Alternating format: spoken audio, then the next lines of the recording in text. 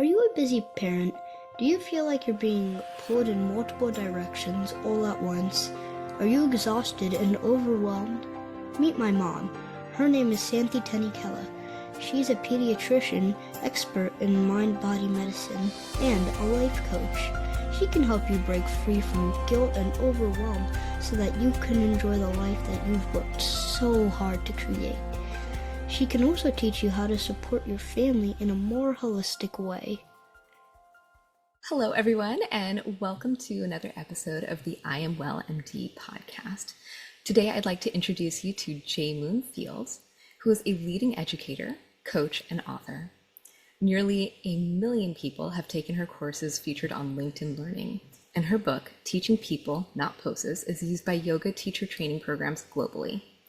Her Hey Wait framework teaches people how to honor their emotional experiences and share them authentically, helping them to break free from the cycles of overthinking, people-pleasing, and self-doubt. For over 20 years, Jay has taught the principles and practices of embodied social and emotional intelligence to individuals and groups from Patagonia, Wieden and Kennedy, Apple, the UN, and Baker Tilly. She has been a guest on over 30 podcasts and was named one of the top 50 health and wellness bloggers making a difference in the world by Greatest.com. She has been a featured speaker at the GoPro Women's Summit, the 15 Seconds Festival, and the Omega Institute. She received her BA in Psychosocial Health and Human Movement from the College of William and Mary, and her master's in Integral Transformative Education from Prescott College. Please check out her new book called Less Lost. Well, Jay, I'm excited to have you here, so welcome to the podcast. Oh my gosh, thank you so much for having me. So your path has been a very, very interesting one. I can see from your education that this clearly set you up for what came after, but tell me a little bit about your path and how you got to be who you are today. Well, I think for me, in terms of education in that path, it started in college. I was William and Mary, like you said, and I had gotten into doing yoga. And I had grown up as a competitive gymnast. So I was bendy and I was strong and I could do all the poses. But it was the first time ever that I was actually invited to be in my body. You know, it's wild to think of all that I could do, how embodied I thought I was growing up. But once I started doing yoga, I realized, oh, all of that was performance. I wasn't actually behind my own eyes. So getting into yoga shifted everything for me. And I wanted to start to study what was going on for me when I was practicing, because there was something happening, as you well know, as someone who practices yoga, something was happening where I could actually feel being present with myself for the first time ever. And I wanted to know what that was, why it made me feel so much more calm, so much more connected to my ability to be with my emotions, all of that. So that's where studying psychosocial health and human movement came from. And that led me to a career in my 20s where I was either teaching yoga in the yoga studio or I was out in the wilds working with mostly a lot of adjudicated youth at first and then grown-ups in nature, helping them to be more connected to themselves through rites of passage work in nature. So those two things kind of side by side for a while I was also trying to figure out who I was. All of the things that I did along the way were really for me, and then I would offer them to someone else. You know, they always say you only have to be like 2 steps ahead of somebody on your journey in order to do the work. So that's where it started. I can totally relate, whether it comes to yoga or even, you mentioned rites of passage. Sometimes, even though I'm in my 40s, I feel like there's still many rites of passages to come. So many, right. So, Yeah, and so to step back, I would say, in teaching the things I needed to learn, I was someone who grew up outside of Washington, D.C., Northern Virginia. That's an area that's very much, they have like the best public schools in the country. It's very much about how smart you are, what school do you go to, what job do you get? How much money do you make? And so I really was in that, coupled with being a gymnast as a kid. I really got good at performing.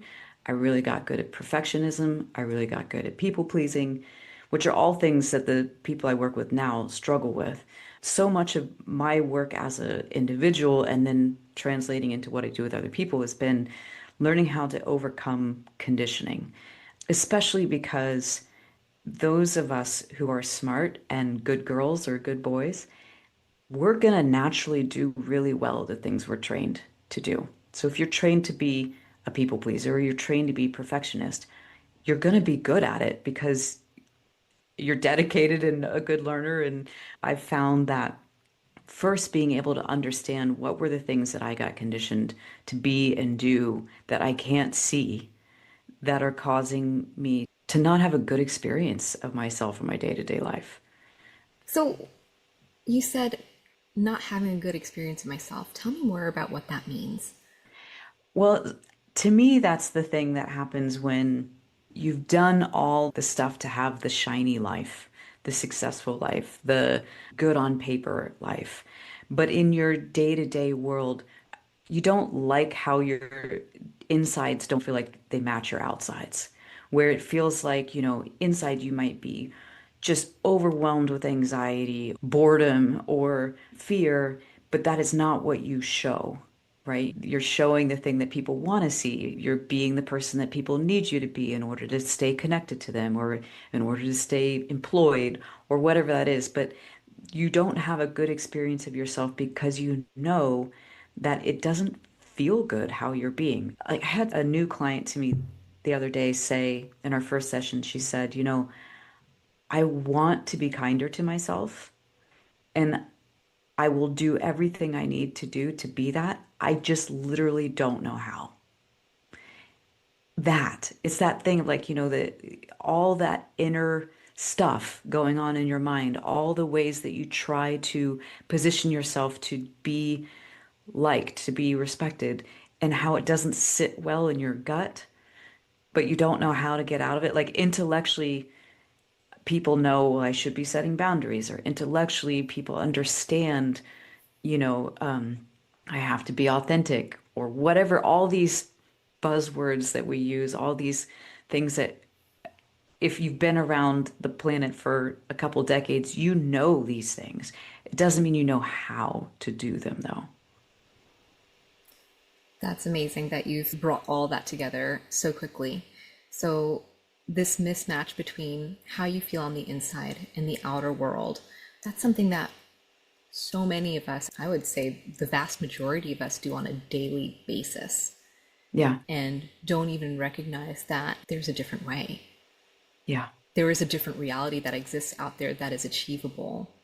Those that do recognize that that exists also knows that the pathway to get to that place where your insides match your outsides, they know that that path might not be an easy one. For others, it might be an easy one. yeah. Can you speak to that a little bit more? I know that some of the clients that you work with, this is the piece that they struggle with. Yeah, and I'll say it in my own experience. For me, I've been doing the work of trying to heal myself and trying to have a better experience of myself in a relationship for years.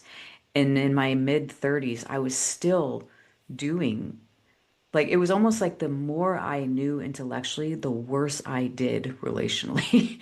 Because I felt like I had the tools I needed to have a healthy romantic relationship or set boundaries in my work. But for whatever reason, it wasn't translating into me being able to do those things. And the reason I mention that is because the amount of pain that I was in, because I was like, I'm smart. I understand this stuff. And I am repeating behaviors in relationships over and over and over again that don't feel good to me. And I remember feeling like kind of the rock bottom feeling of like, if I can't figure this out, I don't know what I'm going to do because this is painful. And luckily at the time, my better angels stepped in and finally sent a mentor who was exactly what I needed to be able to not how would I say it? Up until the point where I had met her, I understood how to work at the level of my nervous system and regulate my emotions and all of that. But I couldn't see that underlying, how did you say it before we talked, the pearls of bull, the pearls of bull that I've been offered through the conditioning of my family, through my growing up years, through society. And like once she finally kind of helped me see the almost like taking the film off of screen and being like, no, this is the clear picture. You just never seen the clear picture. Once I saw the clear picture, it made things so much easier because I wasn't trying to apologize for myself anymore, if that makes sense. So when people come to me, they're coming because they have the sense that they should know better than to have their life feel the way it does. And they don't. And it's creating a lot of pain. And sometimes, yes, the work can take years. But what I've found in my own experience and with working with people is if someone can give you a clear picture, it really can make things change so fast.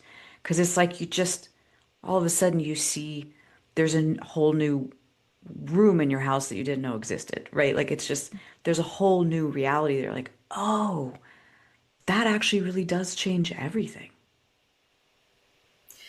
I feel like even just knowing that you have a choice too, right? That this is a possibility. If we don't even recognize that this is a possibility, then we keep walking that path. You know, one of the things that I've heard you talk about is if we change our trajectory by 1 degree, that you end up Mm, hundreds of miles away from the original destination that you were aiming towards. yeah. And that is absolutely true. So, when we make small changes even in our lives, small openings in our brain to allow for possibility through action, it can change the path immensely. Yeah. So, how do your clients come to accept this cognitive dissonance as normal? You mean up until the point where they come to work with me? Yeah. That is a good question because I don't think there are any messages out there saying it isn't normal. Meaning that generationally, I think most of our parents didn't get training in how to be emotionally resonant with our children. They didn't get the message of like how to actually raise a child who can become differentiated and trust their own inner experience, trust their own emotions, and to no fault of their own. Like it's not that they're bad people or bad parents, it's that where would they have learned it from, you know? And so it's kind of like we're all swimming in the same water and we can't identify that we're in water.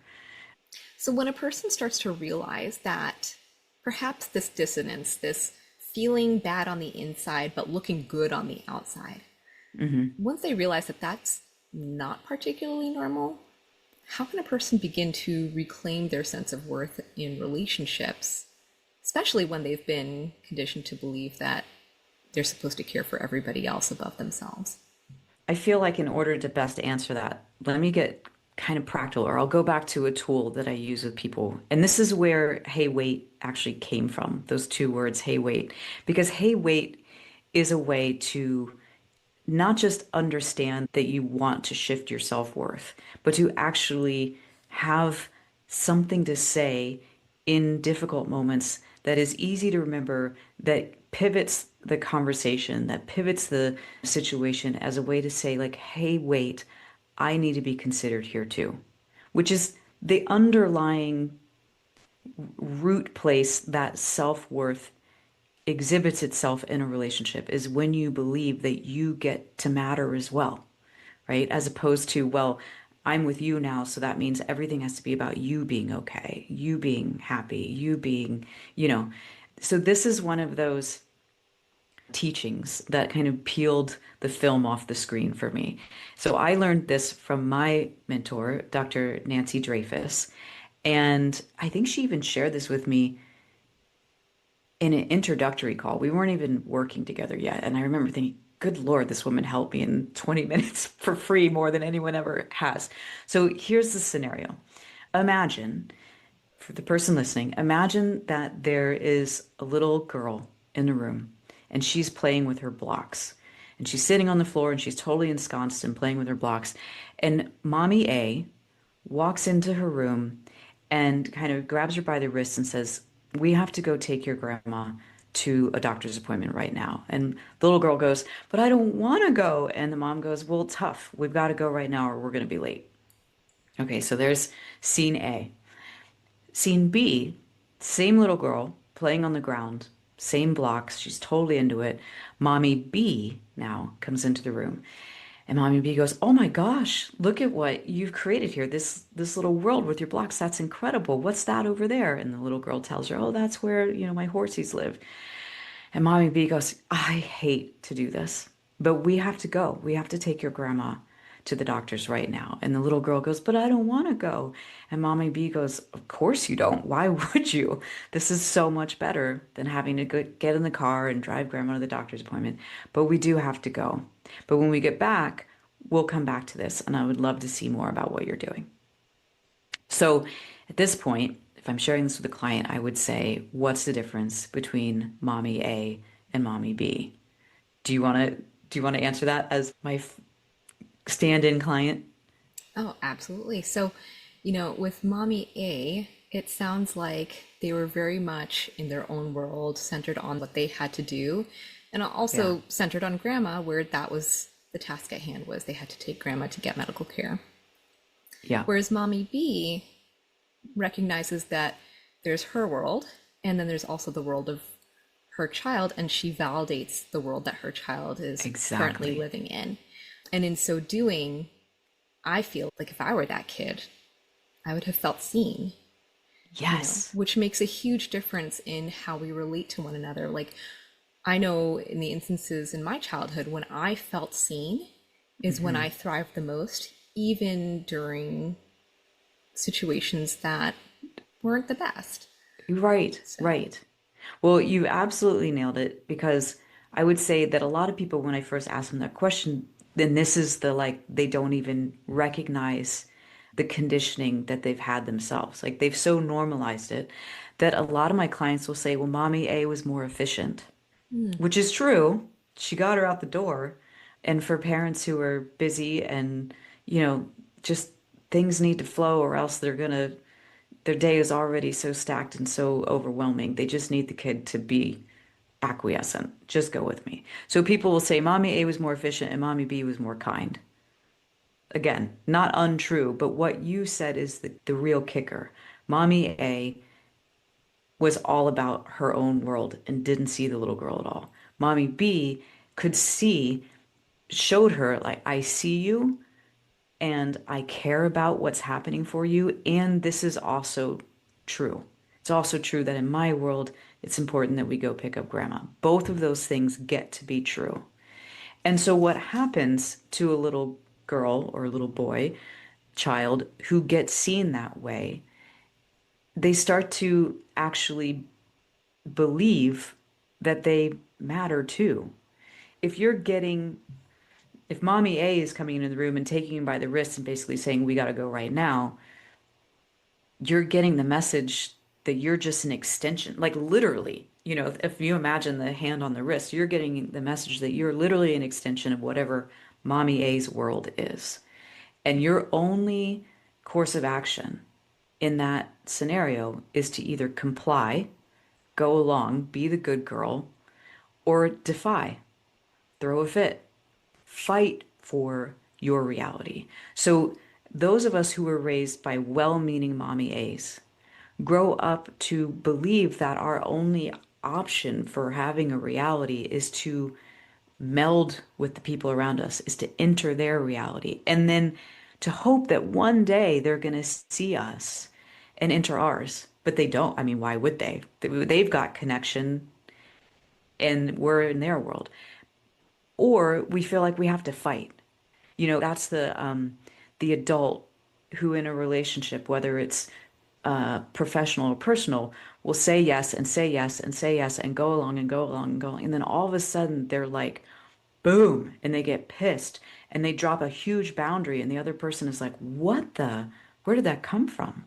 Well, it came from this underlying piece in them that feels like if I am going to get seen, if I am going to get considered, it has to be a fight. I have to be big and dramatic and mean about it. So interesting. It's so many of us. Yeah. So here's then scenario C. Little girl is playing with her blocks. Mommy A comes into the room and does her thing of just not seeing her and said, we got to go right now. We got to take your grandma to the doctor. Grabs her by the wrist. And the little girl says, hey, wait. So this is where those two words come from. The little girl says, hey, wait, look at what I've done here. So essentially what she's saying is, hey, wait, consider me. Hey, wait, I matter too. Hey, wait, I'll go with you, but like, look at me, see me. So when my mentor told me this story, she added onto it. She said, the day that you stopped saying, hey, wait, is the day that you stopped believing that someone would relate to you. And the day that you've started to have shame for wanting someone to relate to you. So where I went with that in my head in that moment was, well, I just have to start saying, hey, wait again. I don't even know when I stopped saying it. It was so long ago. I have no idea when I stopped saying it, but I could start saying it. And this is what I now teach my clients to do. Because those moments. You know the moments where you feel metaphorically grabbed by the wrist, where you feel like your only option is to comply or defy. And I want to say to your listener right now, this is the paradigm shift that can change your world. You have another option. You can say, hey, wait, and then whatever form of asking to be considered is appropriate to that situation. Because this is how you make yourself a part of the picture again, right? This is a part of how you create two realities again in a situation where the other person, because of their conditioning, is operating based on the fact that there's only one reality. Because that's what most of us do. Most of us go around feeling like, well, it's two of us here, and one of us is going to get to win out on who gets to feel better. That's not a relationship. That's conditioning. That's codependence. Life can feel like a constant balancing act. Work deadlines, family responsibilities, and everything in between. It's really easy to get stuck in go mode without ever stopping to ask, what do I really want? Imagine if you could set boundaries with confidence, say no without guilt, and start doing more of the things that light you up. That's what life coaching is all about, helping you get clear on what matters most and giving you the tools to make it happen. Your life is unique, your journey is unique, and your solutions should be too. If you're ready to stop surviving and start living with intention, let's talk. Visit me at iamwellmd.com and click on the link to contact me. Send me a little message and we'll get you started with an introductory call. I hope to see you soon. I will say that as I was listening to you talk about this piece, the piece about saying, hey, wait, and shame, it just hit me in the heart. It did. Because yeah, you're right. A lot of us do feel great shame when we ask for our needs to be met, as if we don't have a right to receive help. And it makes for a very lonely world for us if we feel like we don't have the ability to wait, to ask the people around us to wait. Having worked with so many children of trauma and parents who have experienced trauma, is sometimes it's not safe to say, hey, wait. And so in those situations, what would your response be? For a child or for a grown-up? Well, let's start with the grown-up. For the grown up, I think the thing to understand is, hey, wait doesn't have to be said to someone else. It can be in a situation where you feel like, one, this is safe, and two, this is a relationship that I value and I want to shape into a place where there's room for me. Hey, wait can also just be said to yourself as well. The important piece here is that you're recognizing, hey, wait, I don't feel considered here. You don't have to say it to the other person for it to start to rewire your own self-worth.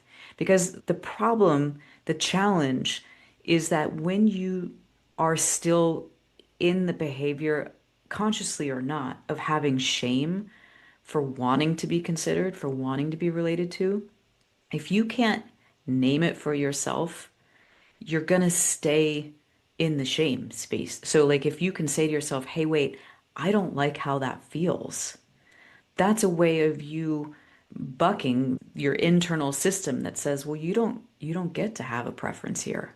This is about the other person, right? Like, this is about you being able to say to yourself, I matter. And whether or not I can get this other person to see that or change does not matter. What matters is that I can see it for myself. And, after that, saying to yourself, hey, wait, I don't feel considered, or hey, wait, I don't like how this feels, then you get to choose, what do I want to do about that? If it's not safe to say something to the person, maybe this is the day where you start figuring out how to not be in that relationship. Yeah, I think you've hit the nail on the head right there. When I coach people, I do talk about this piece. We cannot expect the people around us to change. We can ask to be seen. We can say, hey, this is what I'm interested in, or this is what I'm about, Hmm. and, this is what I disagree with you on. But simply by saying that, we should not be expecting the other person to change. I mean, think back to the example of the third scenario where the little girl says to mommy A, hey, wait. I can imagine a world in which mommy A keeps doing the thing. Mommy A keeps coming in to this girl's room year after year after year, grabbing her by the wrist and saying, this is what we're going to do now. But as long as that little girl can hold the hey, wait, and keep asking to be considered, she would grow into a grown up who values her insides, who trusts her own experience, who realizes that her emotions are valid even if someone else doesn't say them. So can you see how in that scenario even it doesn't matter, do we want mommy A to change? Yeah, we do. Like that would be great. But if that person in the dynamic, the little girl, can stay with the that internal fortification of like, no, I get to matter and I'm going to just keep saying it. That's making it more real to the little girl. And that's all that really matters because then that little girl grows into someone who doesn't get in relationships, professionally, personally, romantically, friendships, any of that, with someone who wouldn't see her. She just wouldn't. Imperative. Yeah. That's the pearl right there. Even if there's one person that does not listen to you and it happens to be a main caregiver, that doesn't mean that there's that one reality left for you, right? Yeah. There's still a reality that is present where you are seen and heard and valued for who you are and what you Yeah. bring. Yeah, and it doesn't even have to be that it's the mean caregiver. It could just be it's the caregiver that is so overwhelmed and so stressed and just in their own trauma response or stress response so much of the time that they can't. They just can't. They can't process their own emotions and really see you. And I think that's then an important piece to say because oftentimes when I do this with my clients to look at and heal where their own patterning and conditioning came from, the first response is like, oh my God, this makes so much sense. And then the second response is, oh my God, I've been mommy A to my kids. Right. And then that second wave of shame comes up and they're like, oh, I'm a bad parent. And I'm like, no, no, no, no, no. You were doing what you were conditioned to do. That was being a good parent. And great news, there's two pieces of good news. Now, moving forward, you could do it differently.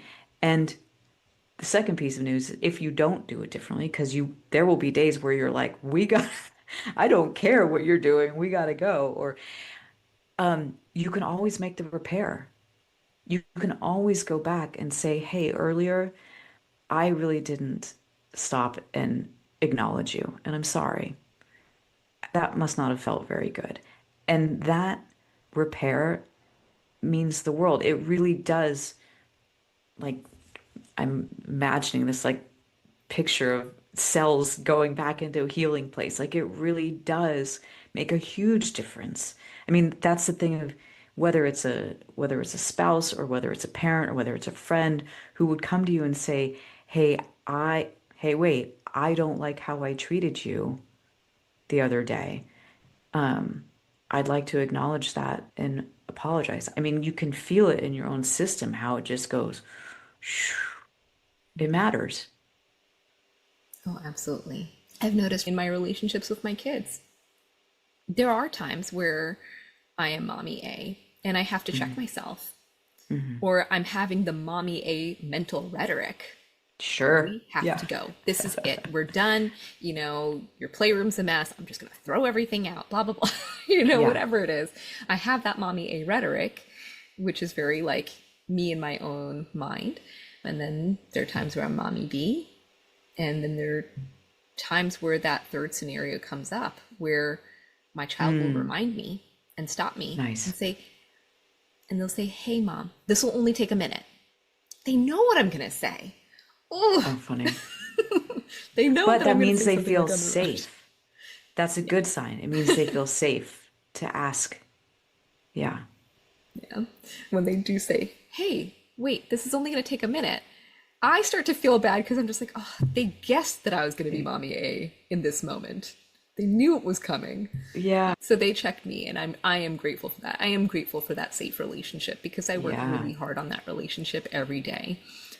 People who have worked with me in the office setting, right? Like the parents of the patients that I see, sometimes they will ask me about parenting, and I'll bring this up, the importance of a child feeling seen and how we can communicate to our children in a non-inflammatory way, where there is more collaboration rather than this authoritarian way of parenting. Part of what I get at is your 7-year old one day is going to be 16, right? And our job as parents, yeah, we do set boundaries. We do try to teach them what's right from wrong. And at age 7, right and wrong are very black and white. But at age 16, all sorts of shades of color are thrown in there where good people can do bad things and bad people can do good things. And that's Yeah. very confusing, right? Because when they were littler, they were taught that it was black and white. But now you have the 16-year-old who then wants to do something, is not allowed to do something, and is expecting their parent to bring down the hammer. Whereas if they were expecting a more collaborative conversation, what would that look like? What would be the level of peace in that household in general? Right. You know, and that pathway doesn't happen overnight. That trust No. has to be bi-directional, right? That Yes. relationship is bi-directional. And this 16-year-old will one day be the 40, 50-year-old that helps us when we are older and infirmed. And are they Right. going to be mommy A? Are Exactly. they going to be the parent that we exhibited ourselves to be? Right? Because Yeah. that's what happens, right? When we get older is if our kids do take care of us, they're going to model the relationship that we had with them. Unless they've done a lot of work. True. Yes, exactly. Unless they've done the inner work. Yeah. And we don't know what that's going to look like. But Right. it does leave it to us, too, to ask ourselves, do we want to be the person that is willing to question ourselves and say, hey, wait, Yeah. something doesn't feel right here. What is Right. it? Let's kind of put this into words and figure out a path forward. Yeah. Yeah, and I think that's so right. And the thing that I would want the listener to take away is like underlying this idea of, hey, wait, is there are more than one reality. And to be able to speak to someone else's reality while also communicating yours is foundational skill for having collaborative, well, I was going to say having collaborative relationships, but really I would say having relationships. Because anything other than collaboration and being seen and having your reality considered, that's not a relationship. And so I find that for my clients, they say one of the major things that changes their dynamic in all of their challenging relationships is remembering I get to have a reality here too, which doesn't even mean you have to be confrontational or even say anything. It just means that you don't disappear around another person. You don't vanish yourself until you get to be alone again. For the people pleasers out there, it means that you can use your skill of empathizing with someone else and seeing their reality, but just adding to it your own. It's like you already have the skill of seeing someone else's reality, but then you can now include yourself in that. As I said that out loud, I hesitated for a moment there because I was thinking of some clients of mine, multiple different clients who've come to me because they wanted to improve their marriage. And I think this happens in marriages. I think this happens with children. I think this happens with best friends, is that you are so accustomed to that person being around that you forget to see the reality. You stop remembering. You're like, oh, I know what he's going to say here, or I know how he must be feeling here, or I know how this goes. And you dismiss, you kind of just wave their reality away without saying, like, what's this like for you? What do you want here? Even as little as what it comes to where to go out to dinner, like what sounds good to you, as opposed to just the default of, well, I know what you're going to say. It's so true. That piece on curiosity is very important because the curiosity is the thing that it literally keeps the door open. It keeps Yeah. communication open. It keeps the flow of emotions free, you know. And compassion is almost like the thing that holds it all. It's like a Yeah. container for that. So being Yeah. able to have that curiosity and compassion present at any given time to have a thriving relationship. And relationships too, I feel like it's constant development. Like, there's always something in motion there. And I think that that's a very beautiful thing about relationships is you're never in the same relationship, even day by day. There's a No. And I constant think renewal. that's why in my mid 40s now, I would say the relationships that I value the most and I seek out the most are with people who are curious. Because that's everything else stems from compassionate, yes, but like the curiosity of like, I want to know more. I want to know more about me. I want to know more about you. I want to know more about us. I want to know more about this world. Like, that's the thing that allows a relationship to not get stagnant. And I think that's the thing that I was most terrified of is growing up was seeing how much stagnancy there was in relationships in the world, in my world. People who weren't willing to look at themselves, weren't willing to be open and curious like that. I was like, I want no part of that.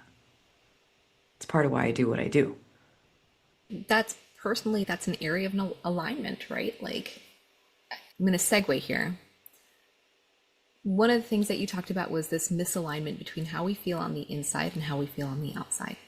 And this is where the relationship with myself started to really reveal itself. And I realized that I wasn't paying attention to the things that brought me joy.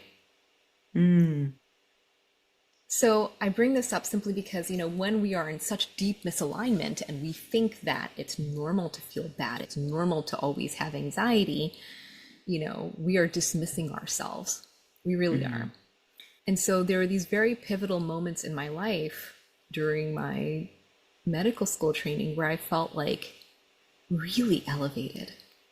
And I'll use a personal example. Like I was doing a meditation and I did it off the cuff. Somebody asked me to do a meditation during a conference. I did a 10 to 15 minute meditation, completely ad-libbed it, and it went really well. Now, if anybody knows me, I am that type of personality who likes to know what I'm jumping into, who likes to have a script, who, right, like I need the crutch.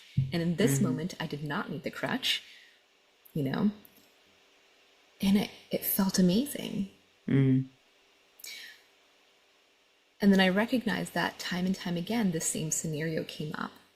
So when we start to pay attention to the things that bring us joy within ourselves and allow for that to be a reality, we then allow for our partners and the other people that we have relationships to hold that as a possibility for themselves too, that they can have a relationship with themselves that allows for joy, which actually might be more normal than we ever thought, might be more Yeah. necessary than we ever thought, Yes. might be life sustaining actually.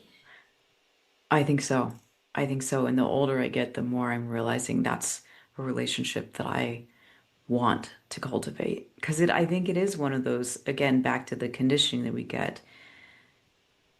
I don't know that I got find your joy, acknowledge your joy as explicitly as I got be smart, be successful, be number one, all of those things. And speaking of if you're 1 degree off, you get further and further away from the original destination. Like following joy, I think is the most pure navigational system.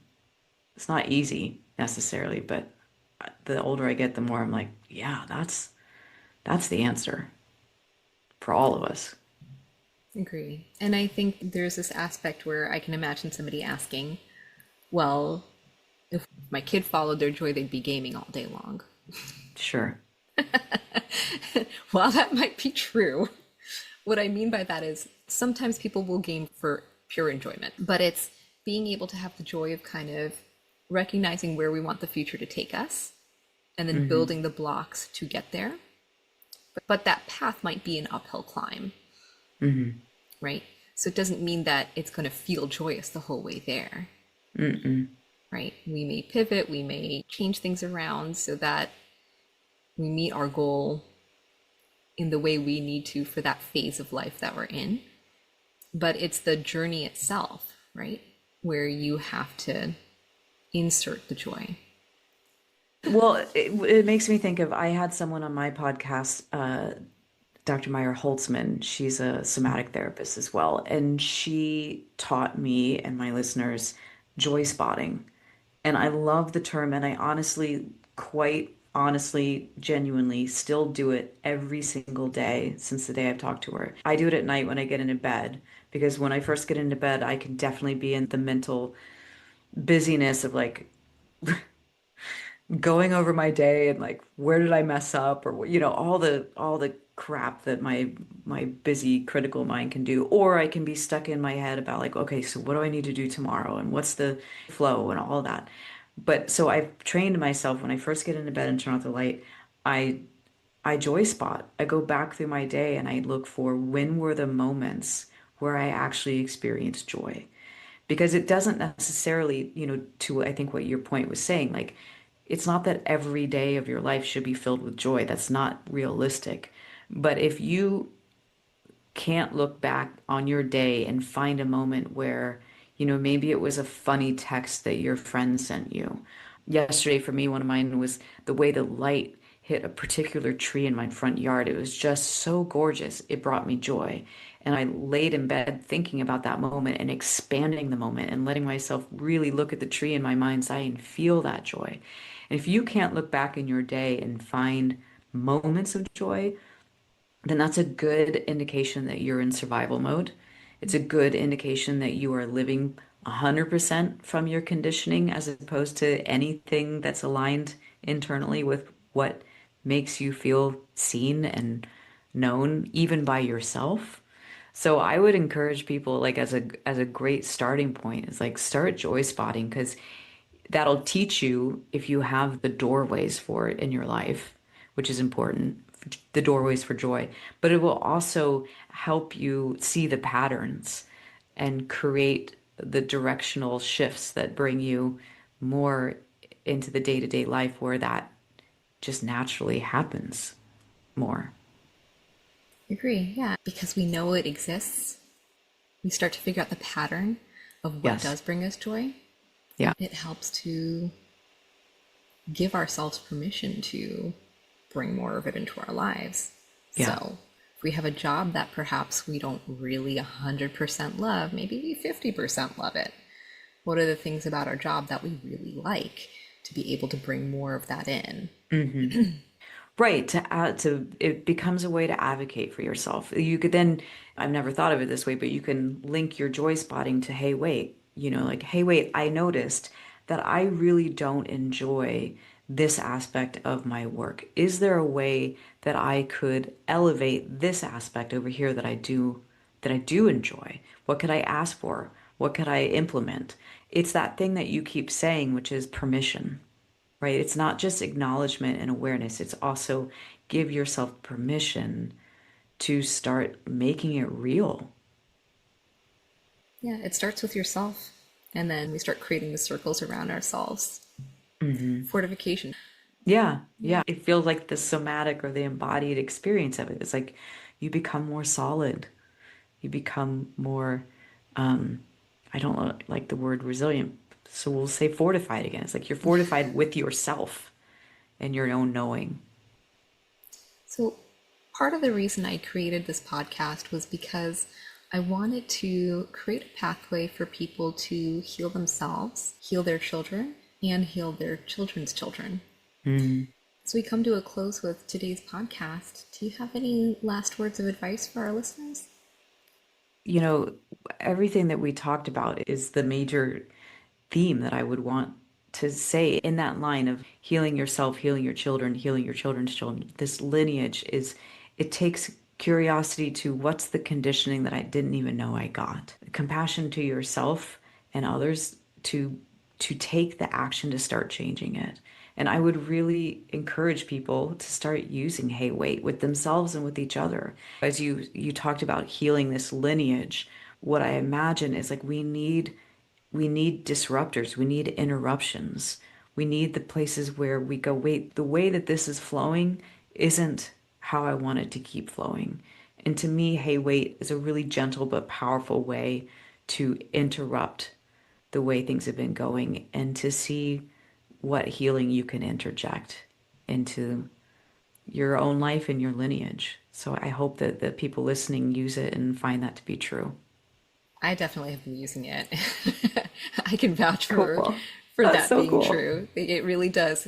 If I say to myself, hey, wait, that's an automatic like breathe in, breathe out, clarity, self-regulation. Reset. Yes, the reset, it happens. And I'm grateful for it because it does totally good. change what's going to happen next for me. Perhaps those words that I had in my mouth that really probably weren't appropriate would not come out. Right. And that means that the tone of the day stays good, Yeah. It also means that I'm not carrying it, I'm not carrying the angst. I'm not carrying the irritation because I've allowed myself to have that pause. So, Yeah. Jay, this was great. I'm Thank so you. appreciative of you being here. How can our listeners find you? My website is the easiest way to find all the iterations, and that's my name, which is jmoonfields.com. And that's where they can find out about my courses and coaching, but also my podcast, which is called Hey Wait. So now you'll have a sense of what it's about. And as you mentioned in the introduction, my new book, Less Lost. So you can find out all about that and stay in touch with me through my newsletter by going to jmoonfields.com. Fantastic. Thank you so much, Jay. You're so welcome. Thank you for having me. Hey, if you like what you're hearing, give this podcast a 5-star rating and share it with your friends and family. If you want to learn more about my mom and what she does, visit her at iamwellmd.com and subscribe to her email list. If you leave her a comment, you might just get a shout out in her next podcast episode. If you'd like coaching or support, she has programs available for you and your whole family. My mom is a great pediatrician and a great person, and I hope you like her podcast episodes. Have a great day. Bye. The information shared on the I Am Well MD podcast is for educational and informational purposes only and should not be considered medical advice. Listening to this podcast does not establish a doctor-patient relationship. All health-related decisions should be made in consultation with your personal medical provider. The views and opinions expressed by me are my own and do not necessarily reflect those of my guests, employers, or affiliated institutions. Likewise, the views of any guest do not necessarily represent my personal or professional opinions. The content shared on this podcast is intended to inspire thoughtful conversation and reflection, not to provide medical diagnosis or treatment.